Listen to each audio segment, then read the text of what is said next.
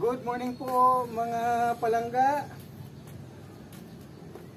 mga kaibigan, mga kamag-anak, mga brothers and sisters. Good morning, good morning, good morning. Maganda ang sikat ng araw ngayon. Talagang talab na talab ang sinag ng araw sa balat at napakasarap ng pakiramdam sa umagang ito. Praise God, hallelujah. Na muli ang Panginoong Diyos ay nagbigay sa atin ng karagdagang buhay dahil sa muli tayo'y kanyang ginising sa umagang ito at nalasap natin muli ang kanyang kabutihan. The goodness of God. Diyos, salamat po sa buhay na inyong pinagkaloob. Bawat isa na sa iyo ay sumasampalataya. Gayon din sa hindi pa po nakakilala sa inyo, Panginoon. At nawa, magpatuloy po ang inyong kagandahang loob sa aming lahat. Ayan, napakabuti po ninyo. Kayo ay nagbigay ng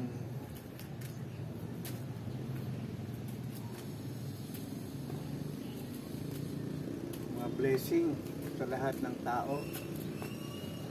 Ang sinag ng araw at ang ulan, ang tubig, lahat at buong sanlibutan. Masama man o mabuti, parehong tumanggap sa inyo ng biyaya, sunshine and the rain. Rain and sunshine. Mga masama at mabuti ay nakakatanggap ng biyaya mula sa inyo. Praise God! So mga minamahal, muli, ito ang ating segment, Exercise for Christ. Kunting palambot muna ng ating kasukasuhan dahil kailangan muna nating mag-warm up. So, kunting jogging tayo. Kunting lakad muna. Lakad. Marcha tayo ng marcha. Alaala ko noong tayo nasa elementary pa, magmamarcha, Boy Scout, Girl Scout, dating naman ng high school, ay talagang tinatawag namin nung araw na PMT. Talagang Philippine Military Training, high school. And tapos naman ROTC, Reserve Officers Training Corps. Kaya lahat ng mga marcha ay ating na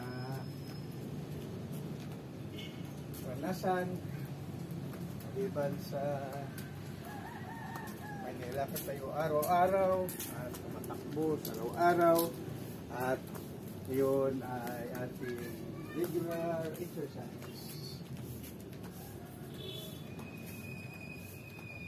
Tayo ay nag-retire na sa trabaho, patuloy pa rin sa ating regular exercise.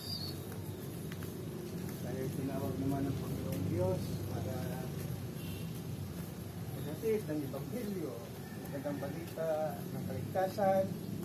Kaya tayo ngayon ay nasa Exercise for Christ. Amen? Thanks Lord. So, ganyan mga minamahal ang ating buhay. Nakatulad ng araw, sumilang sa Sikat sa umaga, sisilang mula sa silanganan at hapon doon sa kanluran, araw-araw. Darating ang liwanag, darating ang gabi, liwanag uli, gabi na naman. Yan ang buhay natin. So, kinabangan natin yan. Natin siyang. Dahil sa kapurihan ng Diyos, pangalagaan po natin palagi ang ating kalusugan o katapusuhin. Dahil ang ating katawan ay kaloob ng Diyos sa atin, ang buhay na Kanyang ibinigay sa atin. Iwangat pansamantala lamang, yan ang ating pag-ingatan. So, kasama sa ating exercise for Christ, ay magbabasa tayo ng banal na kasulatan. So, ang ating babasahin ay bahagi ng sermon ng Panginoong Jesucristo. Ang tawag diyan ay Sermon of the Mount.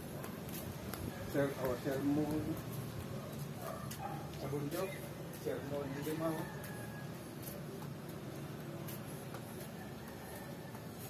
Ang Panginoong Jesucristo ay nandoon sa isang bundok at maraming mga tao nasa kanyang kapaligiran. Yan po ay nasulat ang bahagi ng sermon na yan sa Mateo Kapitulo 5, versikulo 1 hanggang 12. Atin pong basahin muna.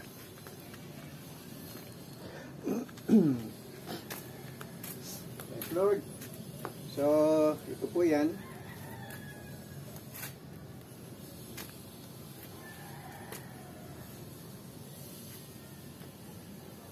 Sermon sa bundok. Nang makita ni Jesus ang napakakapal na tao, umahon siya sa bundok. Pagkaupo niya ay lumapit ang kaniyang mga alagad at sila'y tinuruan niya ng ganito.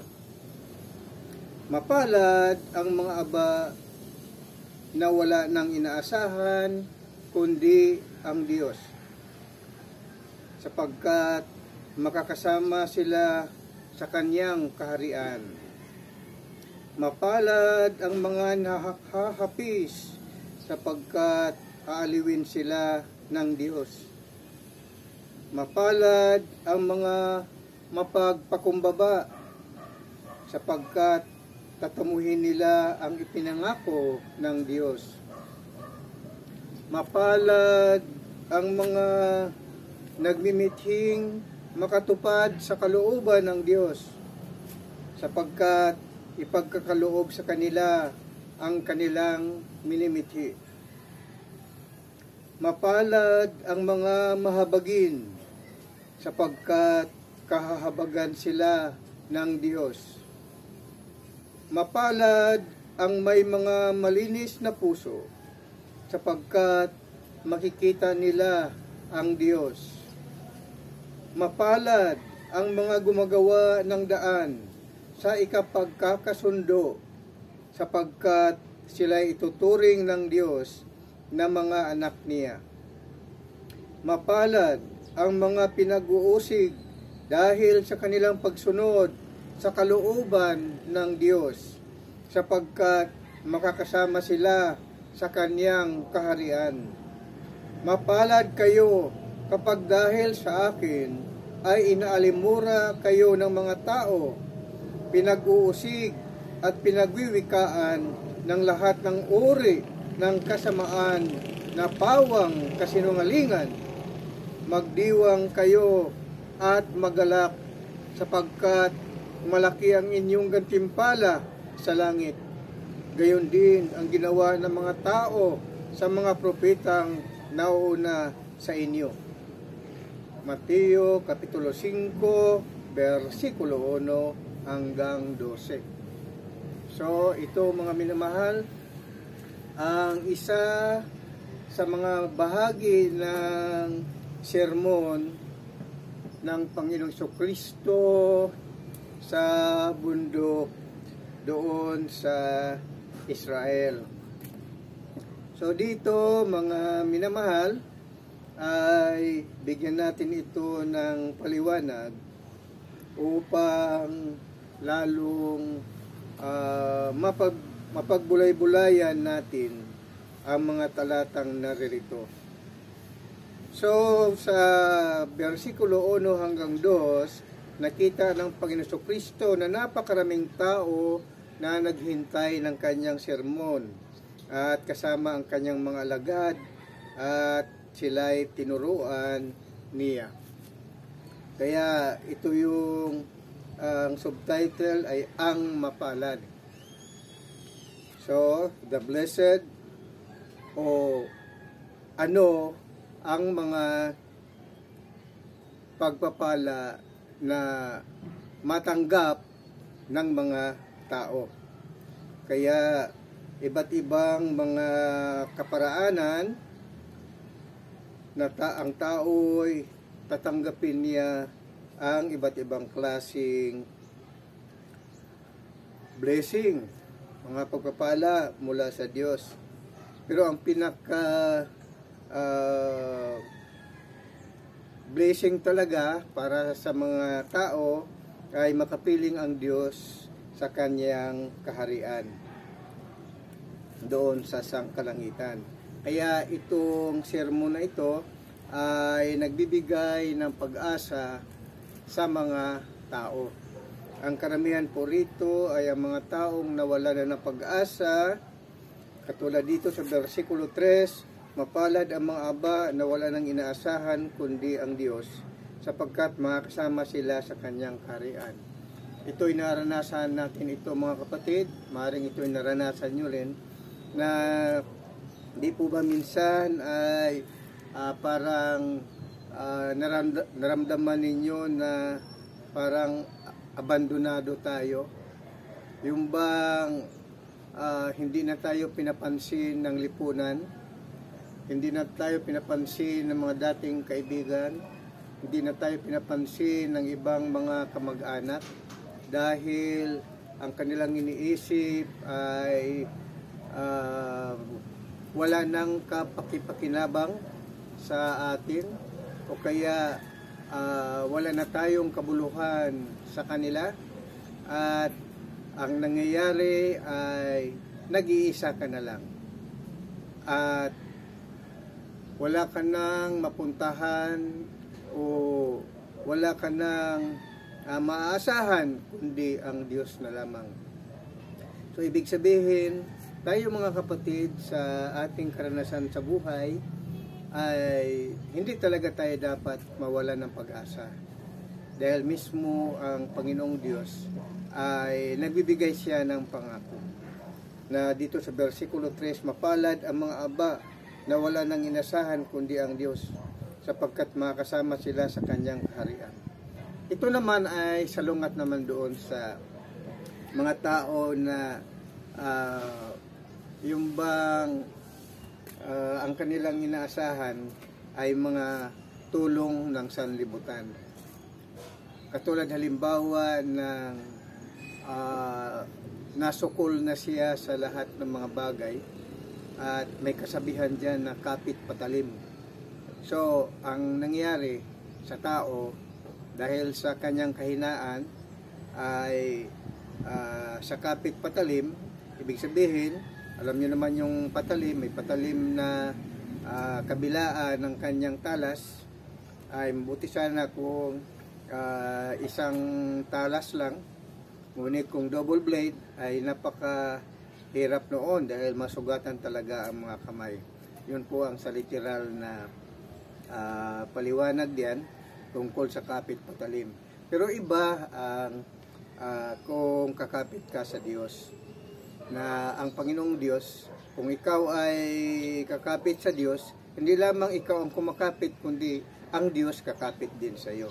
So kung sa sanlibutan, kung patalim ang kakapitan mo, kabilaan, masugatan pareho ang iyong mga kamay. So magdurugo at ibig sabihin manghina ka hanggang sa iyong ikamamatay.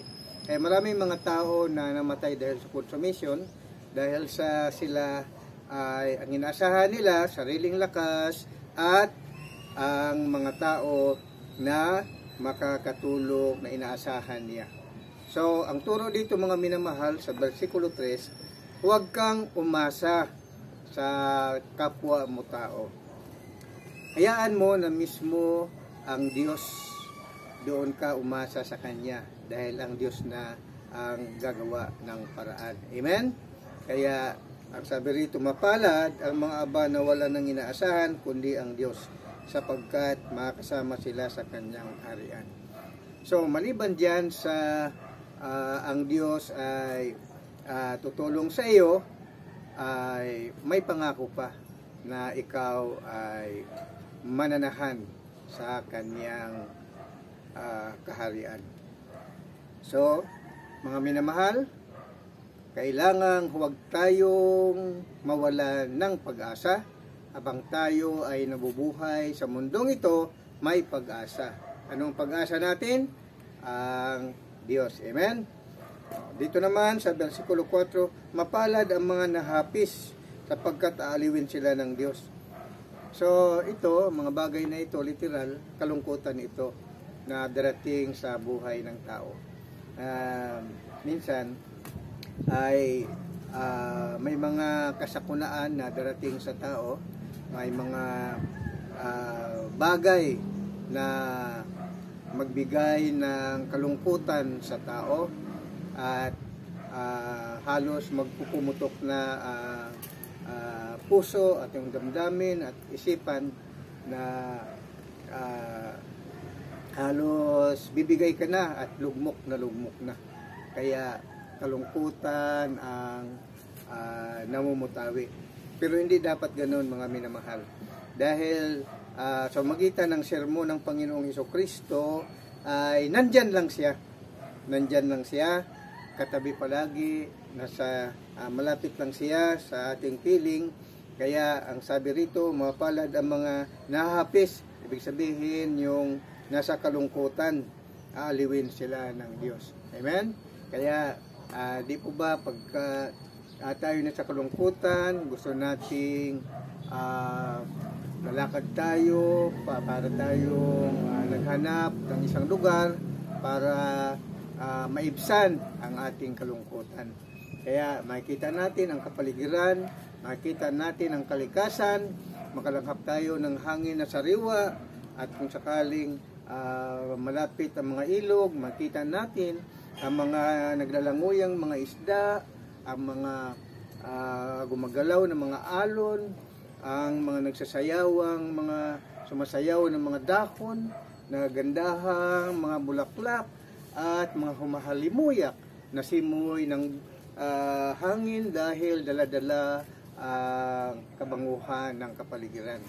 So, mismo ay inaaliw tayo ng Panginoong Diyos dahil sa kalikasan, nature na nasa ating kapaligiran. Kaya karamihan sa mga tao, kung medyo nabibigatan na, yung iba ay nagta-travel, di po ba? At sila ay pumupunta, ang iba ay umaakyat ng bundok, ang iba ay nagsuswimming, ang iba ay nagpipiknik, kasama yan sa pag-aaliw ng Diyos. Amen? So, huwag maging malungkot dahil kung darating naman ang kalungkutan, ay ang Diyos na ang aaliw sa atin. Versikulo 6, mapalad ang mga nagmimitsing makatupad sa kalooban ng Diyos sapagkat ipagkaloob sa kanila ang kanilang mimitiin. So dito naman, ang kalagayan naman dito ay ang taong nasadlak sa kasalanan. Ngunit habang nandoon siya sa kasalanan, ay naranasan niya na mas mabigat ang kanyang dinadala, mabigat ang kanyang kalooban, ang kanyang iniisip. So, ang sabi rito ay kung nais mo na gagaan ang iyong mga damdamin, dahil sa mga problema, sa mga pagsubok, ang Diyos ay malapit lang. pagkalooban ka ng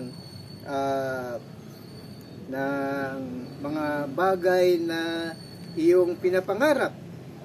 So in God's time ay matupad mo ang mga bagay na iyong minimithi. Kaya mapalad ang mga nagmimithing makatupad sa kalooban ng Diyos kapagkat ipakaloob sa kanila ang kanilang minimithi. So dito ang ibig na iparating sa atin ng Diyos na seek first the kingdom of God and His righteousness, and all those things shall be added unto you. So kahit anong mga bagay na ating gustong matanggap, God is with us. God's time, tayo ay makatanggap sa mga pangarap. There shall be an answered prayer. Amen? So dito sa versikulo 7, mapalad ang mga mahabagin sapagkat kahabagan sila ng Diyos. Ito naman mga minamahal, natural ito sa tao. Ang tao naman kasi ay talagang mahabagin yan. Ang hayop nga nahabag sa kanilang mga anak, di po ba? Yung ba tinatawag na motherly love? Makita mo yung mga inahing manok, yung mga sisiw nila ay kanilang inaaruga. Ganun din ang iba't ibang klaseng hayop, yung kanilang mga anak, mga offspring nila ay kanilang inaaruga. So ang sitwasyon dito ay natural sa tao at sa hayop na magkaroon ng habag. Yung bang nature, tinatawag na love ito pagmamahal po ito So, nandyan na sa tao yan. Kaya lang minsan ang tao pagka nandoon sa nalinlang siya sa ng Diyos ng sanlibutan na siyang Diablo, ay maghari sa kanya ang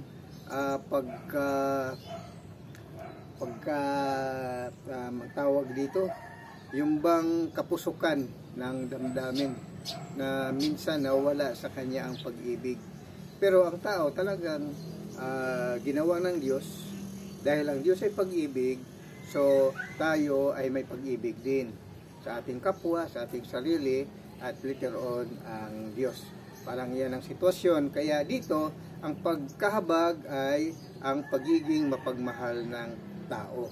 So kung i-maintain daw natin yan, na mahabagin tayo, hindi lamang sa ating sarili, sa ating tribo, kundi sa ibang tao, at saan pa man, kung ano man ang mga bagay na kahabagan, ay kahabagan din daw tayo ng Diyos. Susuklian tayo sa mga kabutihan na ating ginagawa.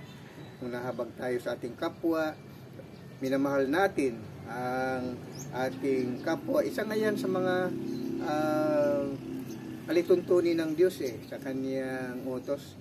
Love God with all thy mind, with all thy heart, with all thy soul, so with all thy strength, and love your neighbor as you love thyself. So ito ay ang pagkakahabag ito sa ating sarili, sa ating kapwa, at sa Diyos. Ito ay dahilan sa pag-ibig na natural para sa tao.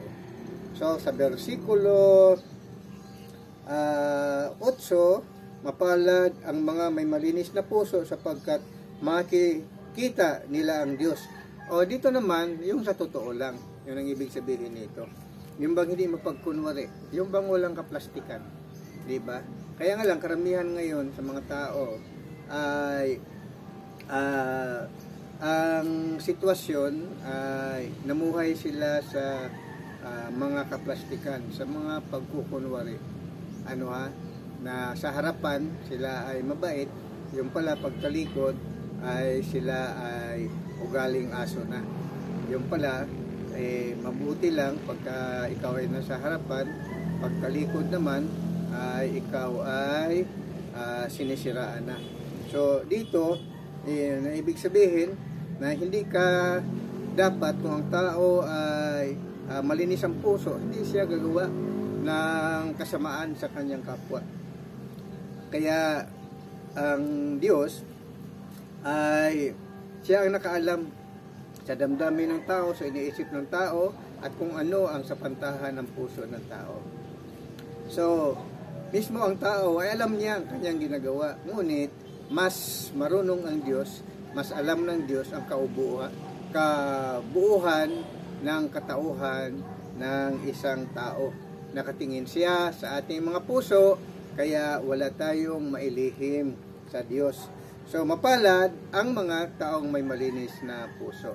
Ngayon, kung literal naman natin, di ba pagka ang puso ay nagkanda-bara-bara na, di ba iyan ay magkaroon ng heart attack, atake di corazon na tinatawag, kasi ang puso ay hindi malinis sa literal na paliwanag. Ano ha? Dahil kung literal talaga natin to, ay nakalagay rito, mapalad ang may malinis na puso sapagkat makikita nila ang Diyos. So, halimbawa, kung ang tao ay talagang mabigat masyado ang kanyang puso at nagdurusa dahil nagkanda bara-bara, ano ha? Ibig sabihin, nagkaroon ng blood clot, no? Literally. So, talagang nandoon ang kanyang depresyon sa buhay at minsan nakalimutan ang Diyos. So, dito, kailangan maging malinis ang puso, ay kailangan lumapit sa Diyos at gumawa ng mga bagay na mabuti, manalangin sa Kanya, magdasal, at kung ano man ang karumihan ng puso, iyon ay lilinisin ng Diyos upang kung malinis na ang puso, ay makikita niya ang Diyos. Ibig sabihin, pamagitan ng panampalataya, ay makita natin ang Panginoong Diyos, dahil ang Diyos naman kasi physically hindi natin makikita, bagamat hindi siya nakikita, katulad ng ating panampalataya kay Kristo, ay nanatiling maging malinis palagi ang ating puso dahil si Kristo ay nanahan sa atin sa magitan ng kanyang salita. So, amen? Ang malinis na puso ay makita sa Diyos. Purihin ang Panginoon, kaya mapalad ang mga may malinis na puso sapagkat makikita nila ang Diyos. Versikulo 9, mapalad ang mga gumagawa ng daan sa ikapagkakasundo sapagkat sila ituturing ng Diyos na mga anak niya. So ito naman tinatawag na reconciliation. Itong pagkipagkasundo ay hindi pagkipag-away. See? Kasi ang layunin ng Diyos, ang tao na bagamat kaaway ng Diyos dahil sa kasalanan, pinadala niya ang kanyang bugtong na anak upang ang managot sa kasalanan ng tao ay ang kanyang bugtong na anak at ang kanyang kamatayan ay kabayaran ng kasalanan ng sanlibutan. Dahil the wages of sin is death, so ang kabayaran ng kasalanan ay kamatayan.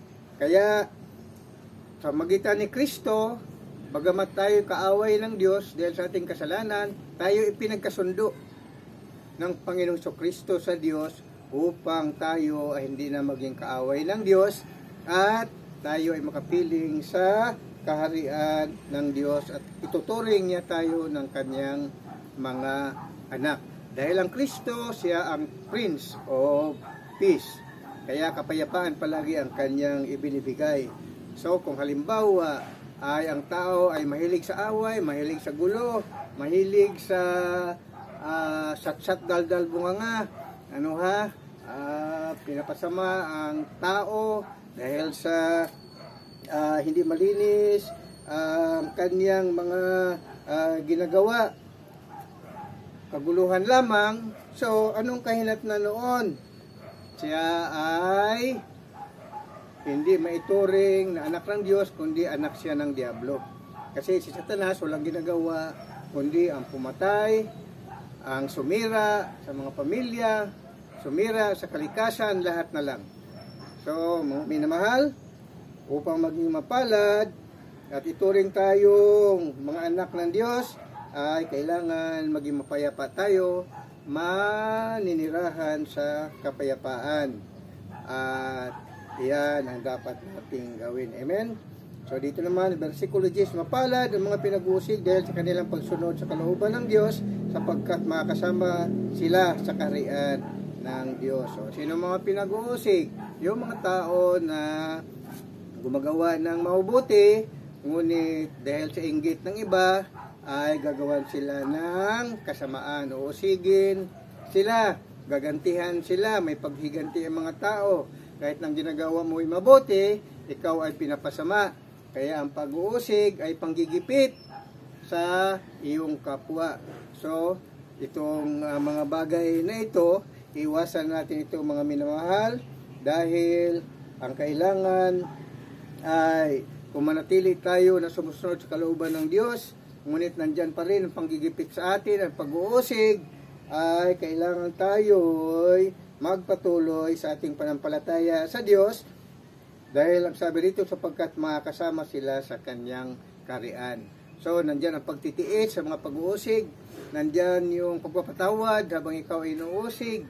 Kailangan cool ka lang, lamig ka lang, wala lang, ganon. Ignore, So, kahit anong sabihin ng ibang tao, ay sabihin mo na lang na ang Diyos na ang bahala sa kanila, at huwag nang pansinin ang mga bagay na ikaw ay ginugulo ng iba.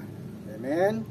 So, versikulo 11, mapalad kayo kapag dahil sa akin ay nalimura kayo ng mga tao, pinag-uusig at pinagwikaan ng lahat ng uri ng kasamaan na pawang kasinungalingan. So, ito ng bagay na ito ay marami nagalit sa iyo, inaaway ka, ay wala ka namang ginawang masama.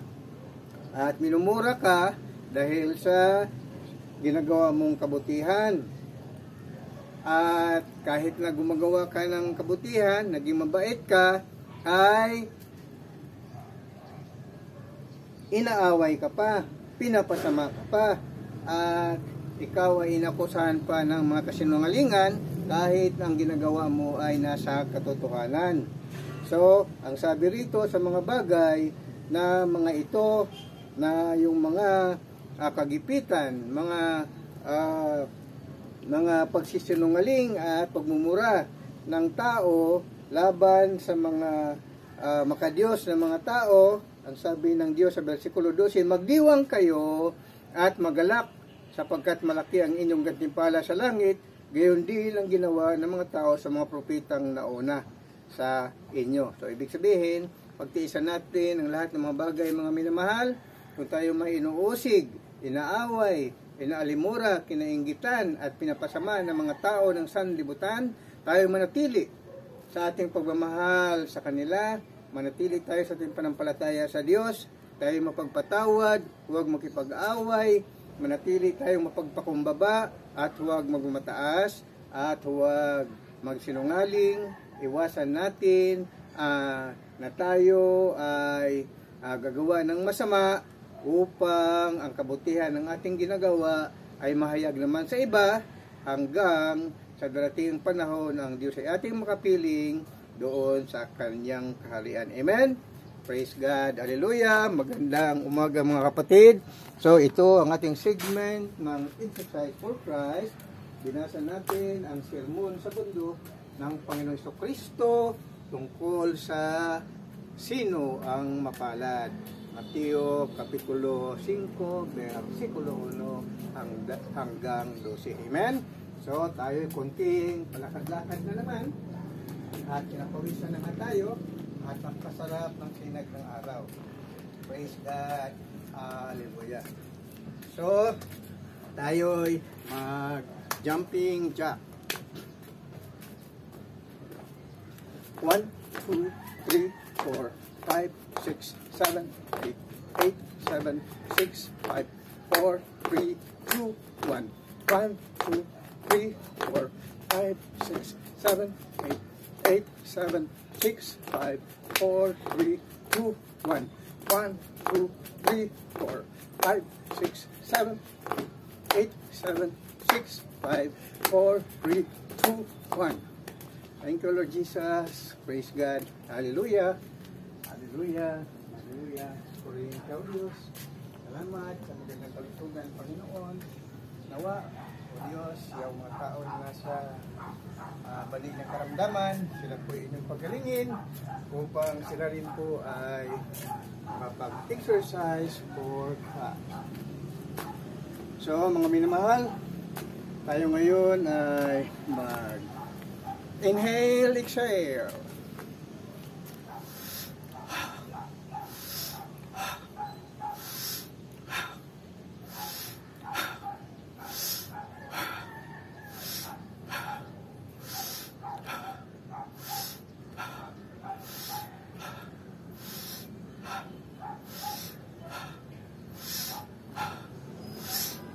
Thank you, Lord Jesus. Praise God. Hallelujah. In Jesus Christ's name, amen and amen.